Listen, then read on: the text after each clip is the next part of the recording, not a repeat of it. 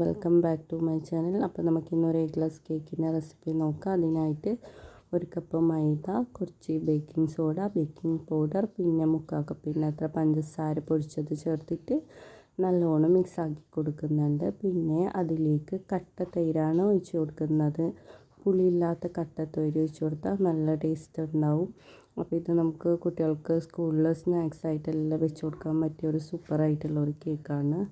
അപ്പോൾ അതിലേക്ക് 1/4 കപ്പിൻ്റെ അത്ര ഓയിലും കൂടി എടുത്തിട്ട് മിക്സ് ആക്കുന്നുണ്ട്. അപ്പോൾ ഞാൻ എടുത്തിട്ടുള്ളത് സൺഫ്ലവർ ഓയിലാണ്. സൺഫ്ലവർ ഓയിലാണ് ബെസ്റ്റ്.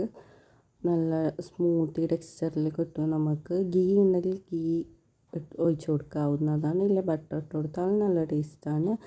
എന്നിട്ട് നല്ലോണം മിക്സ് ആക്കിയിട്ട് എടുക്കുക. എന്നിട്ട് ഒരു പാത്രത്തിലേക്ക് ഞാൻ ഗീ തേച്ച് കൊടുത്തതിന് ശേഷം മൈദപ്പൊടി ഇട്ട് കൊടുക്കുന്നുണ്ട്. എൻ്റെ അടുത്ത് ബട്ടർ പേപ്പർ ഇല്ലാത്തത് കൊണ്ടാണ് സൈഡിലേക്കെല്ലാം ആക്കി കൊടുത്തിട്ട് നമ്മളുടെ ഓവൻ സെറ്റപ്പില്ല ഗ്യാസിൻ്റെ മുകളിൽ ലോ ഫ്ലെയിമിൽ ഒരു 20 മിനിറ്റ്സ് പ്രീഹീറ്റ് ചെയ്യണം. ആ പാത്രത്തിൽ എന്നിട്ട് അതിലേക്ക് വെച്ച് കൊടുക്കുക.